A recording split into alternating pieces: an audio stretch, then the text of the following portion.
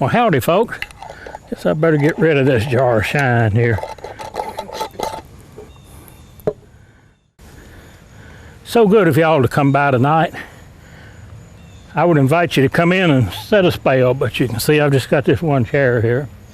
Well, by the way, my name is James Henry Meredith.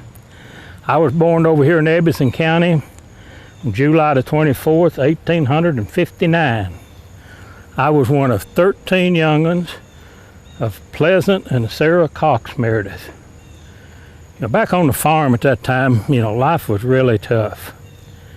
We always had some chickens where we could have some eggs. We'd set an old hen in the spring, raise a few fryers. We kept a cow or two for some milk and butter. We had some hogs we'd butcher in the fall of the year so we could have a little bacon and ham throughout the year. And we ate a lot of wild meat. I tell you, you can't beat a good possum or a good coon and sweet taters. I mean, I could use one of them right now. We also raised hay for our livestock. We raised some tobacco. We raised corn. We had a special use for some of that corn. We turned some of that into some moonshine. We was raised foot washing Baptists. My pappy Ples, that's what everybody called him, he took that foot washing really serious. As a matter of fact, him and a neighbor, Mr. Rich, they got into an argument over that, and it become so heated that when Pappy died, Mr. Rich wouldn't let us bury him next to Mama in the Rich Cemetery. We had to take him all the way over to the old Cherry Springs Cemetery to bury him. I married Nancy Elizabeth Staples, Liz as I called her. She was a daughter of Reverend Henry Staples and his second wife, Martha. Liz took a liking to me right away, and she talked Reverend Staples into letting us build us a cabin on that 600-acre farm he owned. Well, he was a lot older than Martha, and when he died, in his will, he said she could have that farm provided she didn't remarry again. And if she remarried, that farm would go to his children by his first wife. Well, being a young woman, fairly young woman at that time, she thought she might want to get remarried, which she did later. So me and her, we devised us a plan to keep those children from my first wife from getting that farm. She would give me money every year to go into town, pay the taxes on that farm. Well, I had me a little place where I would, instead of paying the taxes, I'd hide that money. And after a few years, that farm come up for sale at the courthouse door for back taxes. So I take that money and I go in, pay off all the taxes, and take ownership of the farm. I remember one day, me and her was sitting in there in that cabin eating, heard a knock on the door. Well, I go to the front door and there stands two men with suits on. And they say they're from the Internal Revenue Service. And they hear I've got an illegal moonshine steal.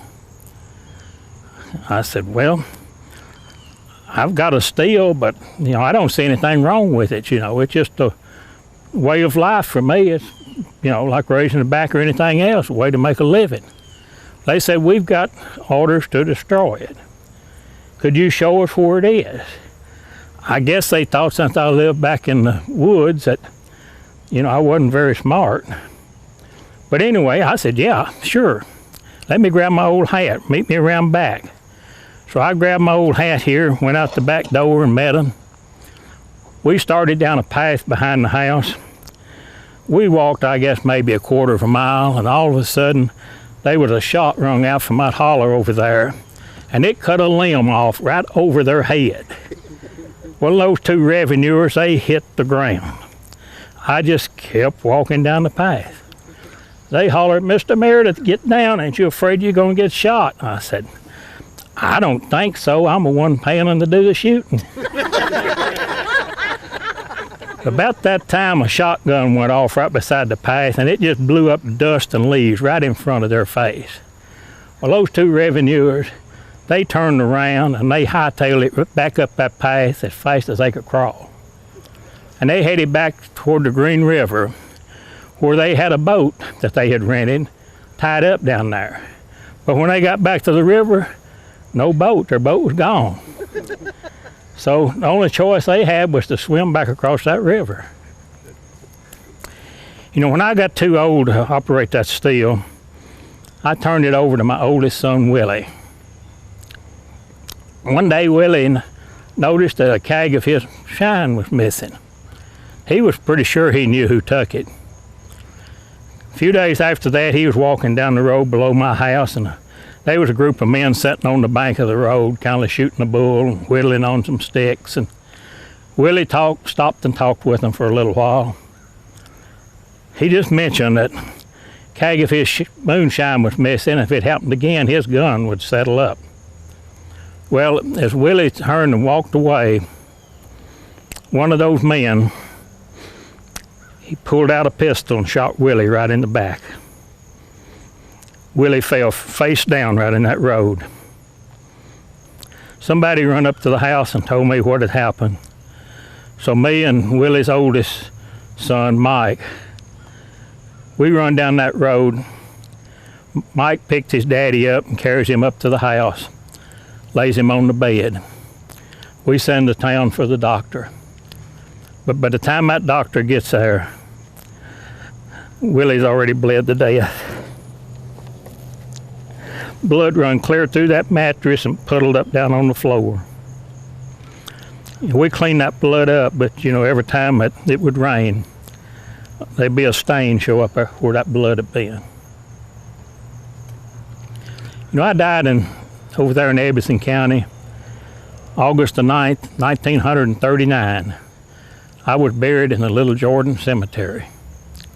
You know that cabin that I built on that farm, someone lived in that cabin until 1948. Then around the year 2000, some people took that cabin apart and they moved it over here to Glasgow, and they rebuilt that cabin inside this here culture center down here. If you've not been down there and seen that cabin, you need to go see it.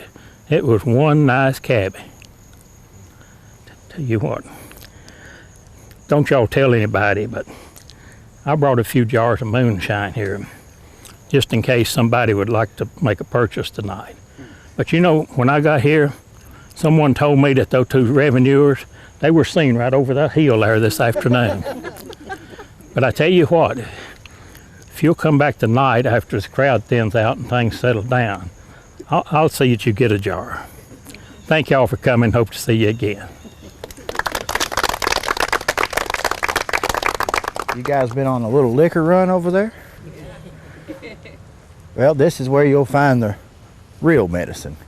Thank y'all for coming, and thank you for remembering me. My name's Dr. Carter Westerfield Biggers. I want to tell you guys a little bit about the role I played in your history, our history. As I said, Dr. Carter Westerfield Biggers, that Biggers name, for the first 150 years of this country. When you heard Biggers, you thought doctor, and that's what I was. I was actually a second-generation doctor. My father, George W., born in 1800, was also a doctor in these parts. I was born in 1840 in Sulphur Lick, which is in Monroe County, and everybody in the community played a role in those times. Everybody played a vital role, no matter what it was. It just so happened that mine was being a doctor. So, how did I get there? Well, I grew up watching my father. A very difficult way of life. Where we lived in Sulphur Lick, there would be people at our home all of the time. Middle of the night, coming in on a horse kind of like this one here, with a lantern and a sick child. And it was up to me to save their life. That's the lifestyle we lived, and because of that, people grew to respect our family, grew to respect us, and they trusted our opinions on things. So I was 18 years old, I became a teacher. And for the first 3 years of my life, first 3 years of my teaching career, I had to pay my father my salary back. Well, I didn't like that, so I needed to go out on my own. So I went to the University of Louisville Medical School. when I was 21 years old. And I got up there to Louisville and I got sick, really sick, so sick I had to come home. So I came back to Sulphur Lick, and it was there I got to better health and actually got to do an apprenticeship with Dr. J.W. Reynolds just up the road here. And my desire to be a doctor just grew and grew, and I went back to medical school, only this time at Ohio Medical School. Came back home, settled down, met my wife Elizabeth. We had a family. By the age of 25, I had my own practice in Sulphur Lick. Now let me tell you a little bit about being a doctor in those times. We didn't have what you all have today. And because of that, the job was exceptionally difficult. You see, a lot of times in those days when you were a doctor, a lot of what you did on a weekly basis was amputation. And that's just the sad part of it. The medical advances weren't that good in those days, and in order to prevent an infection, a lot of times we had to break out a tourniquet, remove a limb, just to save a life. That was the time we lived in. As I told you before, many, many nights I could look over that farm. I had 200 acres there in Sulphur Lick. Everybody around knew that farm. Everybody, because that's where the doctor was. Of course, me being a second generation doctor, I didn't stop there. I had two sons, and they were both doctors too, Dr. Millard Fillmore and Dr. L.C., we called him Lonnie. Matter of fact, the man you all saw coming in guarding the gate up there tonight was delivered by one of my sons, L.C. So you see, the Biggers' name's well known in these parts. Being physicians in the community, we had more of a responsibility to just what we did, but how we did it and how we were in the community. And you think about the times that we were living in with the Civil War going on. Our country was really, really changing. And when the community had a call to action, they called on me. Why? Well, I had delivered their babies, or I had saved their son's life, or some other times had to be the bearer of bad news.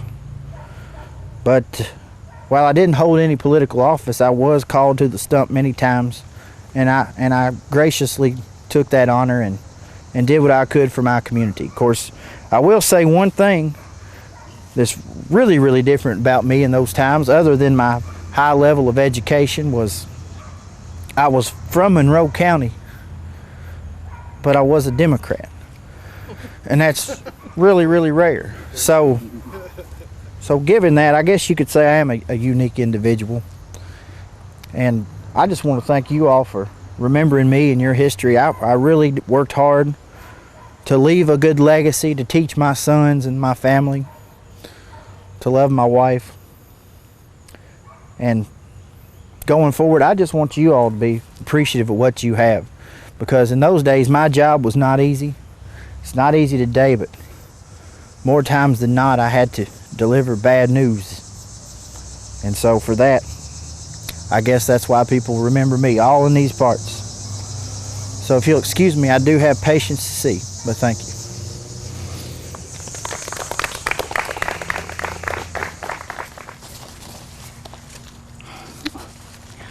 Good evening, ladies and gentlemen. I'm honored you have come. My name is Mary, Mrs. Caldwell, and I was born right here in Barron County in the 1860s, the time of the Civil War. I was too young to remember much of that war and only know what I have been told. My parents were early pioneers of Barron County. My mother was Eliza Trigg, and my father was Judge Samuel Brents, a man of the most generous impulses, a warm-hearted, hospitable Kentucky gentleman, and a faithful and earnest member of the Methodist Church.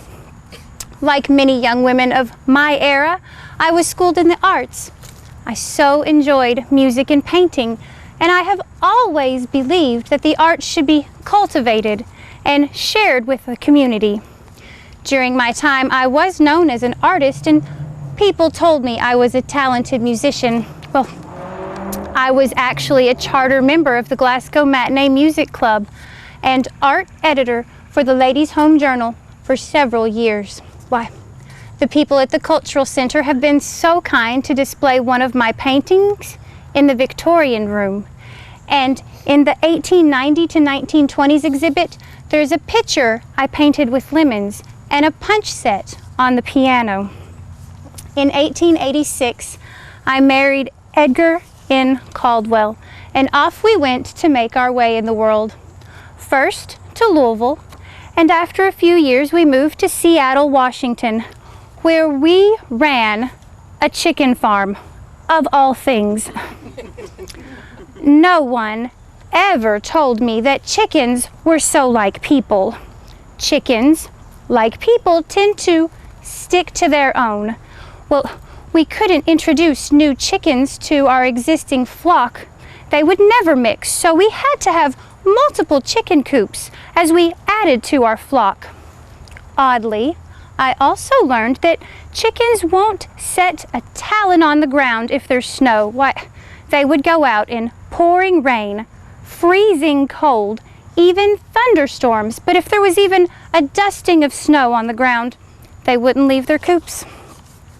And then there were the chicken thieves to contend with. Dogs, foxes, raccoons, even people. All things considered, I was very grateful when we moved back to Barron County. This is where we both really wanted to be all along. Edgar and I purchased the land known as St. Mary's Court that's not far from here and built the very first residence in that section. Edgar and Lawrence Rousseau went into business and purchased the Northwestern Life Insurance Agency. Later, Edgar bought him out and became the sole owner and ran the agency for 36 years until he retired in 1937. Not long after we were married, the children came along. Edgar Jr. was born in 1887. 2 years later, Allinson was born, followed by Brents and James, and finally, our beautiful daughter, Eliza. Our children grew up to be very civic-minded. Well, they witnessed their grandparents, their father, their uncle, and myself all dedicated to giving back to our community, each in our own way. Why, my boys remembered the letters that they received from their Uncle Morgan when they were children, and he was off at war. I've just been reading one of his letters.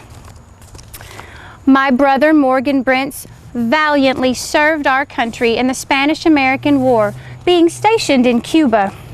He wrote to me and my boys frequently.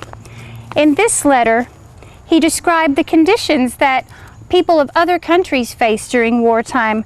He described the Cuban children, that they slept on the ground, that they had hardly any clothes, and they would hang around the campsite with tin cans, begging for food, scraps. Said they would eat anything the soldiers gave to them. He said most of the Cuban children would have lost their father, their mother, their sister, their brother, either being killed by the Spanish or having died of starvation and want. Morgan's letters made my children appreciate what they had here at home. Certainly the highest dedication to service is the military, offering one's very life for our country. I especially remember the war years of 1917 through 1919 because my boys served in that war. Those of us who lived during that time referred to it as the Great War, or the war to end all wars. It wasn't until a few years later that another horrible World War approached that they became known as World War I and World War II. Those of us who lived through it thought the Great War would be the war to end all wars. It turns out that we were wrong. The Great War did bring about many changes here at home. Many women went to the workforce while the men served in the military. After the Great War was over, women returned to homemaking, but they learned that they could also work to help provide for their families. Many say the Great War opened a door to a changing family dynamic that led to the passage of the 19th Amendment. Perhaps your lives in 2017 reflect some of those changes. While my boys were in the war, I read everything that I could to stay informed of their whereabouts and safety. Edgar was stationed in France with the Army. Brents was with the Army in Germany. Allenson, or Lance as we called him, was an aviator, and James was in the Navy. My boys were good about writing to keep me informed, but Edgar Jr. was especially the best of all four. I've just been reading one of his letters. Oh, in this letter, he describes his experiences in the trenches, the slippery mud. He said he had never seen rats so large. He said the soldiers were so tired, getting only 3 hours of sleep for days at a time, that when they would fall asleep, the rats would run across their slumbering bodies and the soldiers wouldn't even stir. He wrote to me about the cooties, bugs that infested the soldiers in the trenches like lice.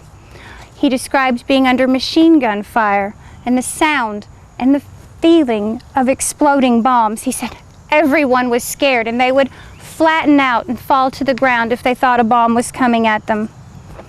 In this letter, he said he saw 18 men wounded, 5 killed, and said they never found enough of one man to be able to identify him.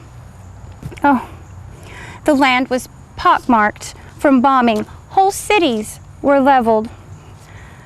Edgar told me that he's just been transferred to a different section of trenches, and he placed his belongings on the ground in a spot that he thought would be safe, and it was no time before the shelling and the bombing started, and there was an explosion that covered everything he had, leaving him only with what he was wearing.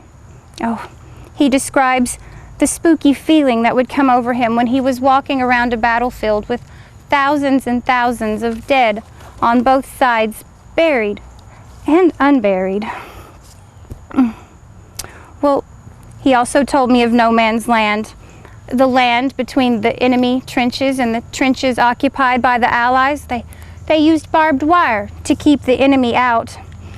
He said in one part of their line they had 4 Boches. That's what they called the Germans in France. 4 that were hanging in the barbed wire for several days before they could get the bodies out to bury them. Oh, he experienced and saw so much devastation in that war. Yet he continued to serve our country. He went on to become a colonel and received many honors for the dangerous work that he performed, including the Distinguished Service Cross, the Purple Heart, the Silver Star, and more. My son Lance was always a bit of a daredevil, and aviation was a very dangerous job during the Great War when pilots and planes were all in their infancy. Yet he came home to me, as did all of my sons. I was very proud and very blessed that all of my sons survived the Great War. Many families were not as fortunate, and that is a loss and a mystery that we will never know. I'm sure many of you have lost loved ones in the military, even generations ago, and that is a mystery we'll never be able to explain, how our lives would be different if they had survived. Our freedoms are so precious and costly. Well, I think I'm going to write Edgar back and see if I can lift his spirits now. Thank you for stopping by this evening. Hello, good evening everyone. How are you all tonight? Let me introduce myself. My name is Loretta Elizabeth Hoss. I just poured myself a cup of coffee, but I'm so glad you're all here. Most people just call me Aunt Lizzie. Would you all call me Aunt Lizzie too? Oh, I'm so glad. These nice ladies at the Cultural Center had asked me to come tell you all about my seeing or my fortune telling here in Barren County. And oh, I can't wait to tell you about it. I just was proud of that gift. But would y'all mind first, before I start that, if I tell you a little bit about myself and my family? Well, thank you. Well, let's see. I was born on May the 30th, 1823 in Virginia. Long about the early 1840s, I married Peter Hoss. we had us the prettiest little baby boy. We named him John. And a couple of years after John was born, Peter moved us off to eastern Tennessee, down there in Washington County, Tennessee. That's where we called home for a few years. And then we decided, for some reason, we was going to move to God's country.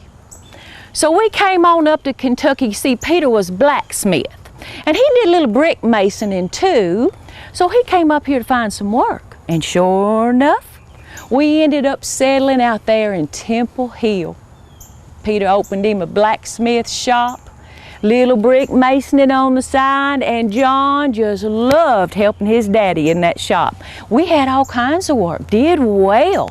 Things went well for us for a while, until that old Civil War rolled around. Quick as my boy turned 18, he joined the Union Army, and his daddy went off to fight too. There I was, all alone in Temple Hill. Oh, how I had hoped that war wouldn't last that long. Well, you should have seen my boy though. He was so proud of himself, and he was quite handsome in that uniform. Now, long about, 1861, my baby boy was 21 years old. And the fighting got fierce, they tell me. Sherman's Union boys was blocked up down there around Atlanta by them Confederates, and my boy John was killed on Kennesaw Mountain. Broke my heart clean in two, clean in two. They buried my baby boy down there at Marietta National Cemetery down in Cobb County, Georgia. He never did come home to me. Peter come home, and life was just never the same for us after that, you know. We were so broken-hearted over losing our boy. Peter was able to work for about a year after that, and it just got too hard, because you see, John was always a big help to his daddy, and Peter just couldn't do it no more. So he sold his shop to Mr. James Mars out there in Temple Hill.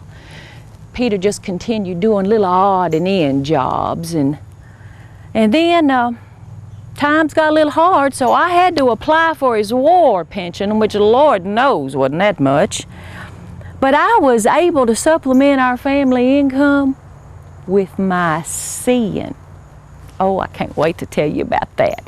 You see, I was able to be a seer and see into the future by reading coffee grounds. Y'all ever know anybody did that? I could read those coffee grounds. I'm going to tell you a little bit about it. Now, I won't tell y'all of it because I don't want to give all my secrets away, you know. Oh, I had all kinds of people come up there to the house to see me. Well, it might be them young'uns fixing to get hitched up. They'd always want to know, was they going to be happy? Was they going to make a lot of money? Was they going to have some babies? You know, that was my favorite, talking to them young'uns. And then sometimes the farmers, now they would come see me. They'd want to know if the crop was going to be good that year.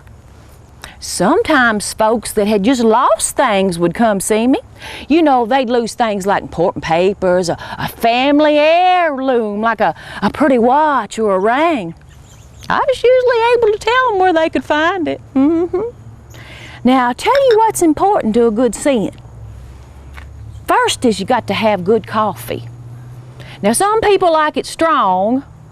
And if you're gonna make it strong, now you got to take your pot, put your water in it, usually about 2 cups to a big old heaping tablespoon of coffee if you want it strong. And you put it in there when the water's cold, put it on the cook stove and let it boil up together. Now, I'm telling you, it's strong. Sometimes people call that a cowboy cup of coffee because, woo-hee, was you gonna get a kick out of that. I never did like it that strong, I tell you how I liked it. I would put my water in my pot, and I would get it on the cook stove, just get it a little hot. Then I'd put not a heaping tablespoon now, mind you, just a level tablespoon in mine. And then I'd bring it to a little gentle boil. Oh, that was good coffee. Smelled so good too, let me tell you. The next thing you want to remember is that I always had me a shallow cup, light inside so I could see them grounds. Shallow and wide brim, that was the best for a good seeing now. You will get them people in there in your kitchen or on your front porch where they're comfortable, where they can have good conversation with them. People just rush too much anymore. Just rush through things, don't want to sit and talk, get to know folks anymore. But that's what you need to do for a good seeing. Get them in there. Now don't let them men gulp that coffee because they'll drink some of the best grounds down. You want to sip it while you're having conversation. Sip it and sieve them grounds down with your lips. Now be sure and make them stir those grounds, their cup up a little bit too. That gets the grounds working. Stir that cup, gets them going good. Now when they've sipped it all down and most of the liquid is gone, ain't nothing left in the cup but those moist grounds, it's time. Now some seers have a ritual. I really don't think that's necessary. Folks like that for the entertainment, but now this is how I did it because it's just the way I did it and I didn't want to change things. I turn my cup over. I would take the hand of the person I was reading and then I would turn that cup 3 times to the right. Turn it back up and I could see the symbols. The symbols would tell me what was going to happen. Now, I ain't gonna tell you all my symbols, there's way too many of them, ain't got time. Plus, I don't want to give all my secrets away, you know. But I tell you a few of them.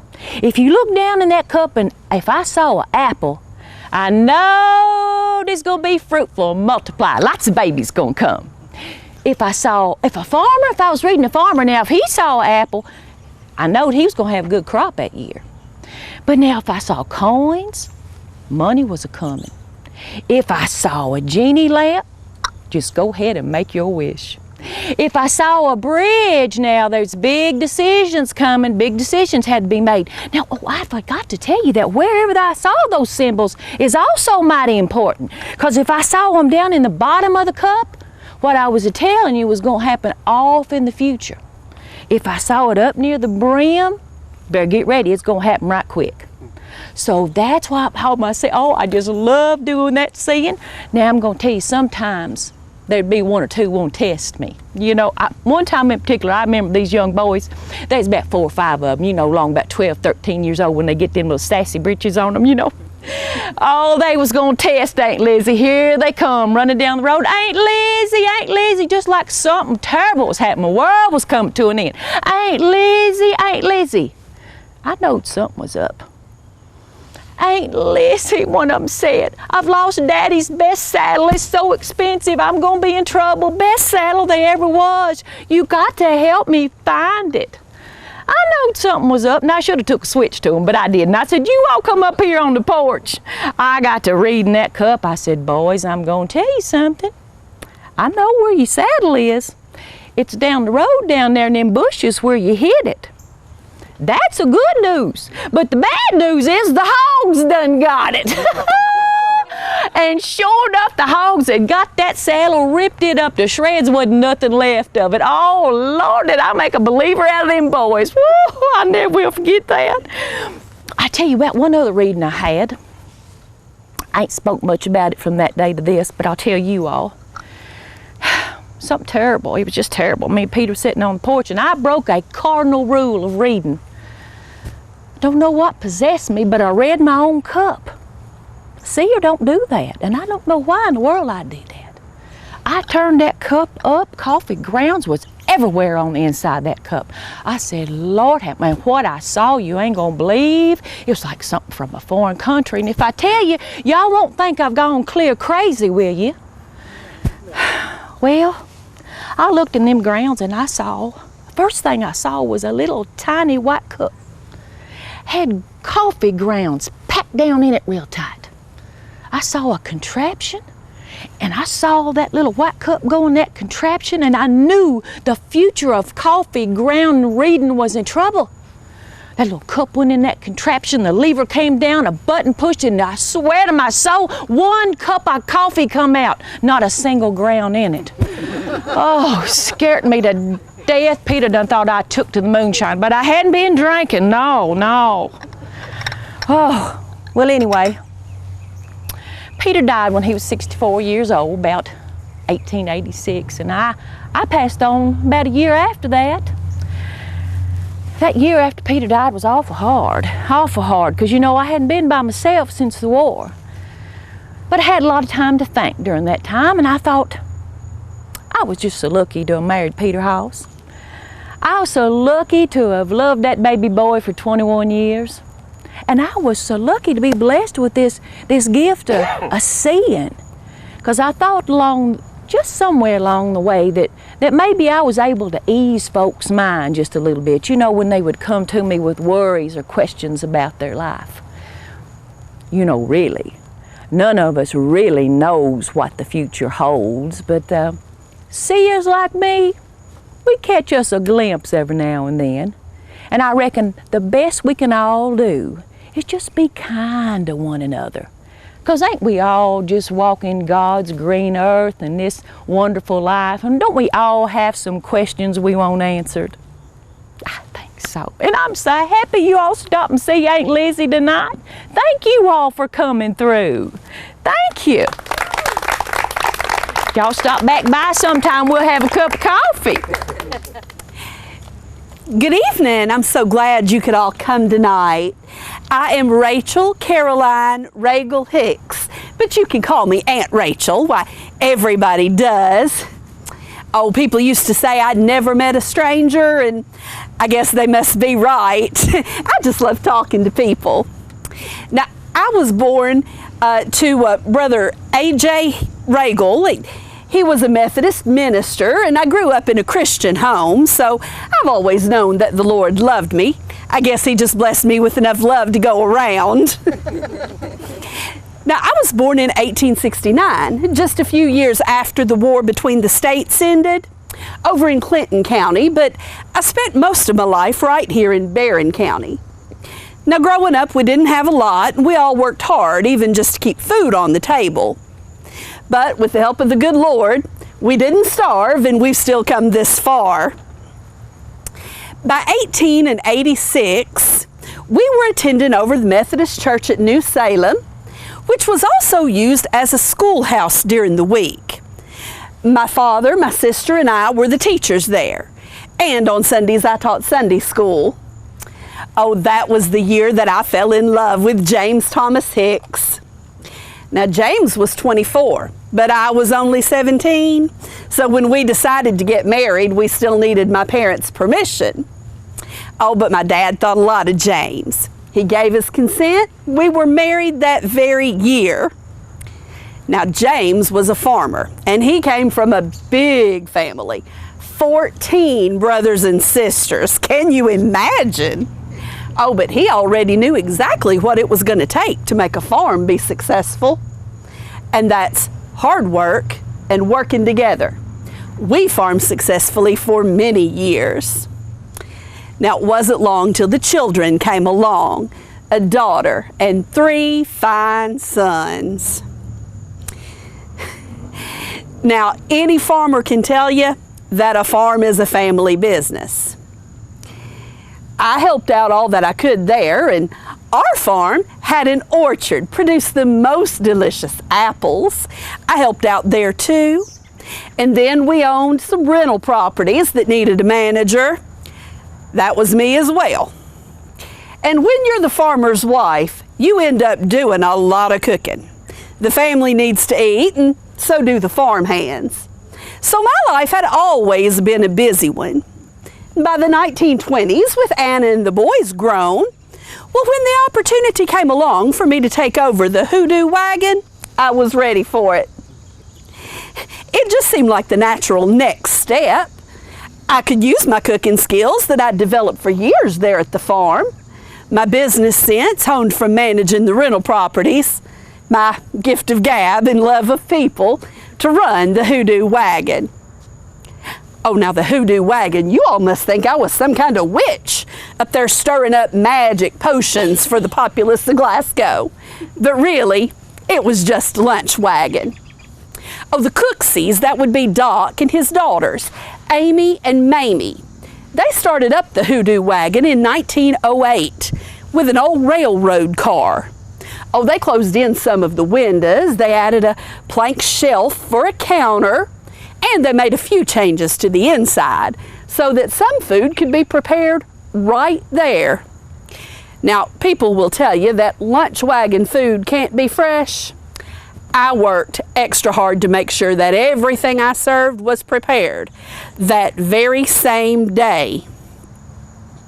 Now, originally the Hoodoo Wagon set up on the northwest side of the square, but eventually I did have to move it down to the Cartwright lot. And if you don't know, the Cartwrights owned that big plot of land where J.C. Penney's and the Pants Factory were built in 1928. Oh, they were so kind. They let me pull my wagon right there and just leave it on their lot for free. The Hoodoo Wagon was open for lunch Monday through Saturday. We served hamburgers and hot dogs, Coca-Colas, and homemade fried apple pies. Now, in those days, a Coca-Cola would set you back about 5 cents. A hamburger or a hot dog would be another 5 cents. And a homemade fried apple pie was, well, can you guess? It was another 5 cents.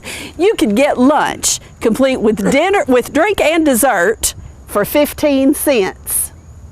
Now, Monday through Friday, all of the people who worked around the square came to my cart for lunch. And then in 1928 or 29, when Penny's and the Pants Factory opened their doors, well, I fed all of those workers too. Oh, Glasgow was a boom town in those days, all those new buildings going up. Of course, there were Penny's and the Pants Factory, we've already mentioned. There was a brand new school. There was the Coca-Cola Bottling Company. And there was even one of those new Gulf refining filling stations. They'd already started work on the community hospital and on the nurses' school. Oh, and they even paved the first streets. Now, let me think. That would have been Race Street and Liberty Street and Green Street and Broadway. Now, the Hoodoo Wagon quickly became more than one person could handle. So my daughter-in-law, Lucy Catherine, helped. She'd get up at 3 o'clock in the morning and fix 100 fried pies a day. Every day except Saturdays and holidays. And on those days, she fixed 200 or 300 fried apple pies. And my son Brent would load all those pies up and bring them into town, deliver them right down to the wagon so we could make our nickel apiece for the day. Now, Saturdays were the busy days because everybody came to town. Well, that was the day that you shopped at the stores all around the square and visited with your friends, passed on a little gossip if you believe in that sort of thing. It was like a festival every weekend. But you know, everybody worked. Why, even my little granddaughter had a job. Her very first job was to climb up on the roof and lay out all those little apple slices to dry on a piece of canvas. I had sacks of dried apples everywhere. Of course, I had to make all those fried pies. We sold them at the Hoodoo Wagon 6 days a week, year-round. When I was growing up, we had to learn to be frugal. We didn't have a lot of extras, and treats were for things like holidays or maybe when Mama paid off the bill down at the general store. People always said if I earned $1, I'd probably save 99 cents of it. Well, by 1929, I had saved $4,000 in the bank just from the earnings of the Hoodoo Wagon. Let me tell you, that is a lot of hamburgers, hot dogs, and fried apple pies for a nickel apiece.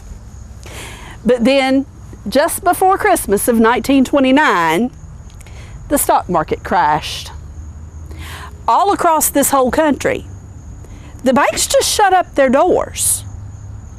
Lost every penny of my hard-earned money. That was the beginning of the Great Depression. And it would take years for me and the rest of the country to recover from those losses. But you know, we did recover. In 1932, Mr. Roosevelt was elected president, and in 1933, the FDIC was created to do things like stop runs on banks and insure deposit accounts. Well, I was no fool. The FDIC only insured an account up to about $2,000. I spread my money around into 4 different banks so that I'd never lose it all again. And you know, I never did. In 1935, my James died.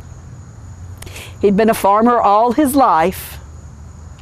He was a Christian and a member of the Methodist Church at New Salem right up till the day that he died. Oh, but he was so sick. And it was while James was suffering so that I finally gave up the hoodoo wagon. James was the only love I ever knew, and the only one I ever wanted, so I did everything I could to help him. He told me many times that he was ready to just go on home, to be with Jesus and his mother and father. He told our children and our grandchildren, all of our friends, to live for God and meet him in heaven. I did everything I could to look after him. But in the end, the Church Triumphant gained his kind, hard-working, righteous soul. Brent's had been such a help. You remember, he's the son that hauled those fried pies in every day. Well, it was only right that he should have the farm. It was what what we both wanted. Besides, I was 66 years old. I didn't need a farm. But I did hang on to my rental properties. Why, I even bought more. I scanned the newspapers every day looking for abandoned properties. Bought them up cheap and then rented them out or sold them. I saved myself another $32,000 just that way. But you know, the hoodoo wagon went on even after I let it go. And there is a story that in 1945, on a cold, windy November night, the Greyhound bus brought Mr. Elijah Hammer home from the U.S. Army in the Pacific just after the end of World War II. And he came to the hoodoo wagon, where he spent a nickel, bought a cup of coffee from Miss Lucy Abner. Oh, it must have been love at first sight. 4 days later, they were engaged. They did get married, and they lived happily ever after. Now there's a hoodoo wagon love story for you. In 1949, I fell sick myself. And 2 years later, I left my house at 614 East Main Street permanently to join my James, my parents in heaven. The hoodoo wagon was a part of Glasgow from 1908 till after 1945. People came there to enjoy good food, to meet new friends, even to fall in love. This town grew and blossomed right up around the hoodoo wagon.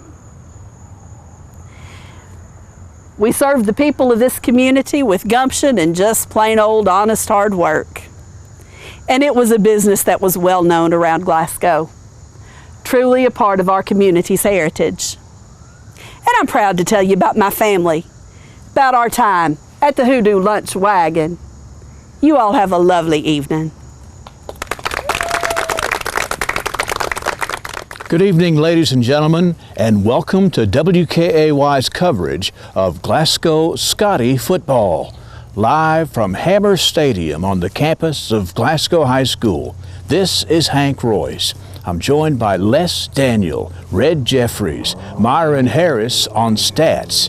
And tonight we have exciting Glasgow football as the Scotties host the powerful Elizabethtown Panthers. It should be a fabulous evening of football. Whew. I still get a thrill. I still get a chill by introducing the Glasgow Scotties. For 36 years, I was the voice of the Scotties. I got to bring home the action to the people, to the fans, to the parents and grandparents who loved the Scotties. And I came to love the Scotties as well. I certainly was honored to be associated with the Glasgow Scotties and the Glasgow athletic program all of these years. And one of the reasons was because of Hammer Stadium. Hammer Stadium is right through those trees right there in the back of the old high school, the old Liberty Street. That's the home football stadium. It's covered over now with asphalt, but it was a fabulous place to watch football from and to broadcast football from. And I was so happy to be associated with the greats that came through there. And it was just an honor for me to be involved in that. Quite honestly, I need to tell you that World War II, which Mr. Ralph Hammer was in, is part of what brought me to Glasgow. Mr. Ralph Hammer, from out here at Nobob, was a high school football player, a big athlete.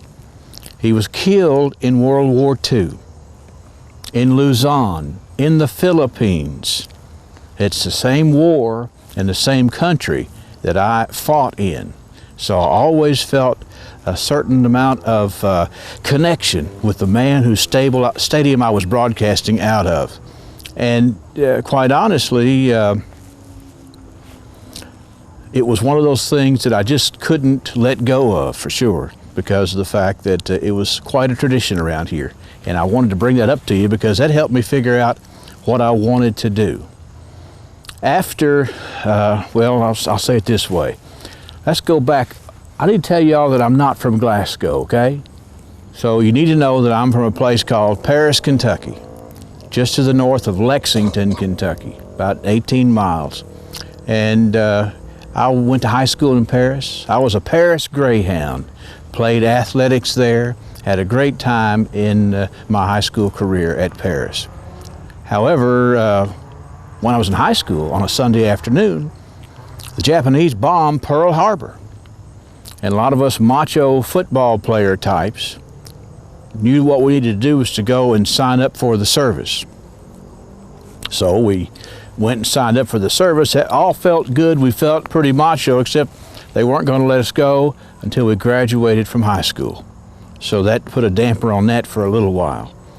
As I finished my high school, I had a couple of really good years playing basketball. I had a couple of good seasons, and actually, upon graduation, Georgetown College, not too far from Paris, offered me a high school basketball scholarship to play college basketball. Of course, I had already cut a deal with Uncle Sam, and I wasn't able to play basketball. I had to go fulfill my commitment. But Georgetown College was kind enough to say, look, when you get back, come see us. We'll let you play. You'll still be eligible. And so there I was with a dream of being involved in sports. Just had to get this war thing out of the way. I'll say this much. War was terrible. World War II, it was awful. I've never said anything to anybody about what happened there. I've never sat down and told any war stories to anybody.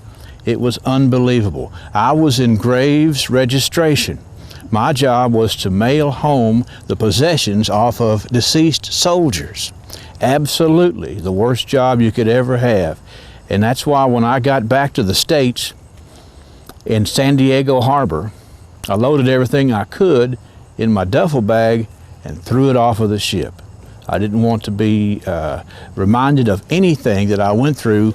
It was just more or less something like a movie I saw. I really wasn't involved. So off to Paris, Kentucky, I came back after the war, thinking I was getting ready to play that college basketball scholarship. Well, I got home and my father was deathly ill. And so instead of playing basketball, I had to go to work to take care of my family. That's what you did back then. It was no problem. My job was to take care of my family. That had to be put on hold. And quite honestly, by the time my father passed, I was too old and too out of shape to play college basketball. So I had to just let that pass again, the opportunity to be involved in sports. but I still had a couple of ideas if I could figure out how to pull them off. I went to Ormond Beach, Florida, and enrolled in the Bill McGowan School of Umpiring, which is one of the most famous umpire schools, because I was going to be involved as a major league umpire. You start there, you go through the minor leagues, you go to the major leagues. That was how I was going to stay involved in sports. I had a great time there in the school, and I wound up graduating with honors and getting a contract in the minor leagues, assigned to the Kitty League, that's the K-I-T-T-Y, the Kitty League over in West Kentucky and Western Tennessee. I was finally involved in sports. I spent a year and some odd months getting down behind the plate, calling the balls and strikes. And after about a year and a half, that's when the war came back and said, because all those days and weeks in the foxholes over there in the Philippines had, I guess, expedited the development of arthritis in my knees. And I couldn't get down and stay down and get up and down with any regularity, and I had to resign my position as an umpire. Once again, knocked out of being involved in sports. But I didn't give up, didn't miss a beat. I came back to my hometown, Paris, Kentucky, and I went to my church, the First Christian Church of Paris, Kentucky, and used their tape recorder to record the sports pages of the Lexington Herald-Leader. I made tapes and I mailed them out to every radio station I could find the address to. I even mailed letters out to some of the radio stations I didn't even have a tape for, trying to get involved in sports that way. I got a lot of nice letters back from a lot of people. The letters said to this effect, we don't have any openings and you don't have any experience. So they encouraged me to do some other things, except for, really there was one letter that I got in the mail that had some encouragement to it. And this letter actually is a letter that changed my life. In fact, I carry this letter with me all the time because it truly did change my life. This letter came from WKAY in Glasgow, and it was written by the program director at WKAY. Her name was Caroline. Dated January the 20th of 1954. And indulge me a moment so I can tell you how special this letter was. Dear Sir, we note with interest your letter of January the 18th, telling us of your desire to enter radio work. I am enclosing an application blank for you to complete, and I would also like to have an audition tape. Since you have never been in radio, you probably do not have a tape recording of your voice, and since Nicholasville is not too far from Glasgow, you might like to come here for an audition. If so, we would be very happy to talk with you about your possibilities. We shall look forward to hearing from you. Sincerely, Caroline Biggers, Program Director, WKAY. I had a job. I very quickly loaded up, moved to Glasgow. I got a room. There's a lady on Cherry Street, Ms. Hall. Ms. Hall had sort of a boarding house, and they rented rooms to people. And I rented a room there. There's another guy that worked over at WKAY who lived there too. He's a little younger than me. His name is Harold Matthews. He lived in that boarding house over there. Together we worked there at WKAY, and we spent time, learning about the community, and it was just a fabulous, fabulous break in my career. I got to be involved in broadcasting the Scotties, and from such great athletes going back to 1955 as Charlie Pettigo, all the way up to 1989, and Rodney Henderson, and everywhere in between. This community was a community that wanted to have good sports programs, good educational facilities, good athletes, and the community made a commitment to make sure that it happened. One of the highlights of my career certainly is The Glasgow Scotties winning the state championship in 1968. What a ride it was. We were going through the motions of going through the district tournament, the regional tournament, got to Louisville Freedom Hall, and all eyes were looking at Glasgow, and others were turning their heads to look at Glasgow because we brought a great contingent of fans and athletes. And even after we won the state championship and right after the trophy was awarded, the first guest that I had on the radio after that was another person from Glasgow, happened to be the governor of Kentucky, Louis B. Nunn.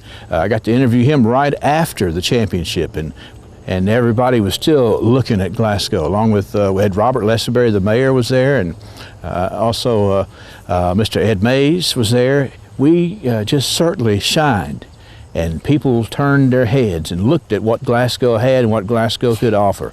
It didn't stop with that either, because shortly after that, Glasgow elected the first African-American mayor south of Gary, Indiana, in Mr. Luska J. Twyman.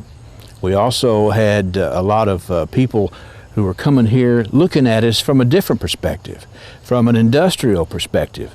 There were little, I guess call them scout parties that were coming out, little groups of 6 or 7 people checking out this area, but they represented much larger organizations. R.R. Donnelly, Dana Corporation, among others. Glasgow was shining at the, I guess, one of the jewels of this state. And I think that is so important for you to realize that that kind of stuff just does not happen.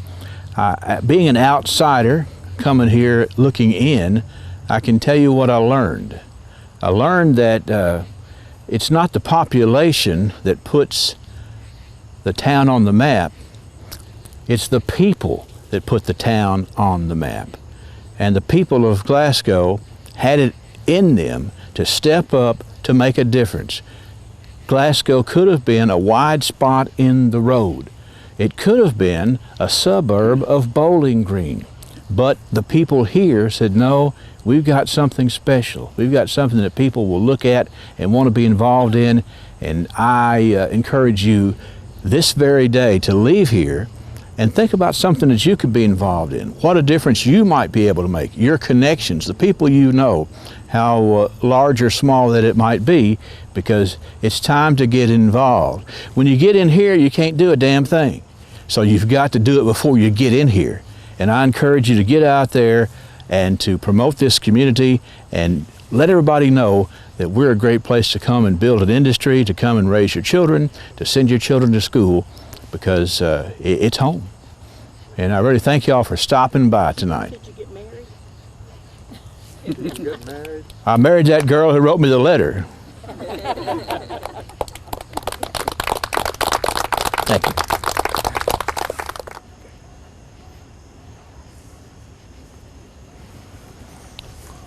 Well, hello there. Hello. Permit me to introduce myself. I am George Thomas Duff, an attorney hereabouts. I'm a lifelong resident of Barron County, Kentucky. I would ask you to indulge me for just a few minutes while I tell you just a bit about the Duff family history. All started in Virginia with my grandfather, John Duff. Now, John was of Irish descent, and he received a military grant from the Revolutionary War in which he fought. And in 1798, he moved to what is now considered South Barron County, down around Rocky Hill, moved with his wife, Mary Wheaton.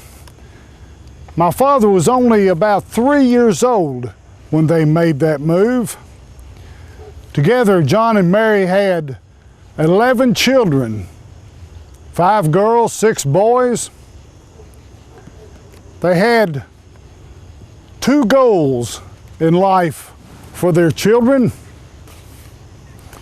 It was to raise them healthy and to make them a good living. Excuse me. My father, Edmund Duff, bought a little piece of property up around Coral Hill on the Beaver Creek. At a very young age, just a young adulthood, my father began building flatboats. He also raised tobacco, so what he would do, he would take his tobacco and load into these flatboats, float them down the river to the Mississippi, float them down the Mississippi River all the way to New Orleans, and he would sell his tobacco and his flatboat. And then he would turn around and walk back to Barren County. Now that would be a heck of a feat for just once in a lifetime to do that. But my father did that 13 times in his lifetime. All of those journeys were recorded by my only sister, Lizzie. Lizzie, bless her heart, Lizzie was pretty as a peach and just as spoiled. Now my Uncle Chilton did the very same thing that my father did, only he one-upped him a little bit. He did it 16 times. Floated that boat to New Orleans, walked back up here to South Central Kentucky. Now his exploits were recorded in the Bowling Green Democrat newspaper in Warren County.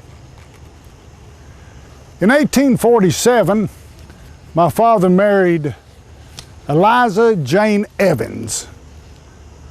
Now, Eliza Jane was the daughter of Major Joseph Evans, and Joseph Evans received a military land grant also, and he received quite a few thousand acres here in Barren County, down on the Beaver Creek around Edmonton, around the Edmonton Road. Together, my father and mother raised 7 children. They had a goal for their children as well. Their goals were to keep their children in church and to provide for them a good education. To that end, my sister went down here to Russellville and attended Bethel College. I personally attended Urania College here in Glasgow, completed my formal education at Kentucky University, the land-grant university up in Lexington. As with all families, we had our share of tragedies, the worst of which was when my dear brother Hayden Twyman died at the age of 23 of typhoid fever. Like all families who have the tragedies, it devastated our family, but time heals all wounds, and we carried on. I married the former Molly Cockrell.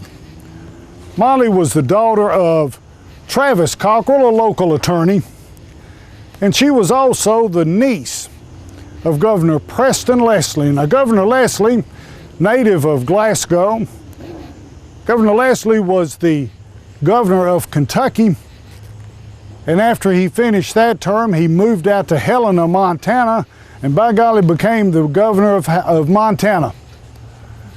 If I had more time, I could tell you a whole lot of stories about Governor Leslie, and I suspect a few of them are probably true. Together, Molly and I raised 6 children, and in January the 18th, 1876, I became an attorney. And in that year, we formed the law practice of Bowles and Duff. Now, Mr. Bowles was quite a bit older than I am, and he was a good example for me, and extremely good for me, and he was a good mentor.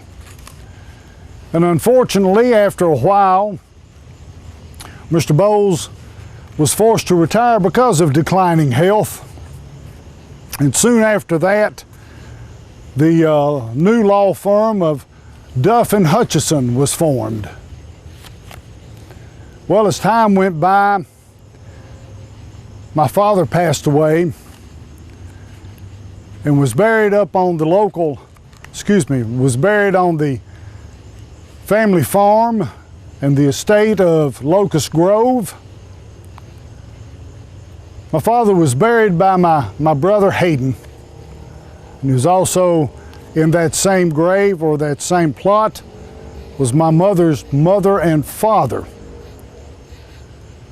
Now pretty soon, that plot being a flower garden, pretty soon the cattle began overrunning that garden, and my mother was just absolutely mortified about that because she said it was desecrating the graves.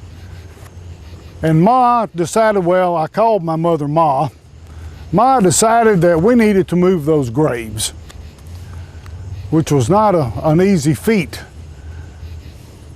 And she charged me to come to Glasgow and buy some property in the Glasgow Cemetery. So I did just as Ma told me. Came up to the cemetery and bought a piece of property which would hold 20 graves. On that piece of property we had erected a monument which we imported from Genoa, Italy at a cost of $5,000. We had printed on that monument, or had engraved on that monument, my mother's name and my father's name. And we specifically told that my father came from Culpeper County, Virginia. In my lifetime, I have held a few offices, both appointed and elected. My first office was as Deputy Clerk of Barron County. After that, Governor Preston Leslie appointed me as the Secretary of the Commonwealth of Kentucky. I was appointed the attorney for the Louisville and Nashville Railroad Company, and I was a director of the Trigg National Bank. Presently, I serve as the Circuit Judge of Barron County. Now, Molly and I, and our 6 children, there were a couple of them who did some pretty good things. My son Hayden became an attorney, and just like his old man, he worked for the L&N Railroad Company. He moved down to Fort Worth, Texas, where he works for the L&N. My other son Howard made a dentist and decided that Kentucky wasn't big enough for him, so he moved out to Fresno, California. Like most grandfathers, I'm pretty proud of my grandchildren. And Howard had one child, named her Amanda. Amanda was named after her aunt, Amanda Maupin. Amanda Maupin was a teacher, and she taught at Georgetown College and also at Liberty College here in Glasgow. Well, back to Amanda. Amanda decided that being in California, she needed to be an actress. And in 1935, when she was still in elementary school, Fox Studios offered her a 5-year contract to work for them. Well, Howard decided, her dad decided, well, 5 years is pretty encumbering for a little girl, and he thought she needed to go ahead and get her education. So they declined that contract, but later that year, 1935, Amanda accepted a contract, well actually Howard had to do it for her, accepted a contract from Gilbert and Miller, a famous film producer in California, and she appeared in the movie Just Around the Corner, which starred Shirley Temple. Well, folks, it's getting a little bit late, and it occurs to me that it's gotten dark on us. Molly's going to wonder where I am, so I better get on home. Let me invite you to come and see Molly and me down at our house on South Green Street, where she would love to serve you some tea and crumpets. Speaking of Molly, she has a saying. I don't think she made it up, but it's a pretty good saying.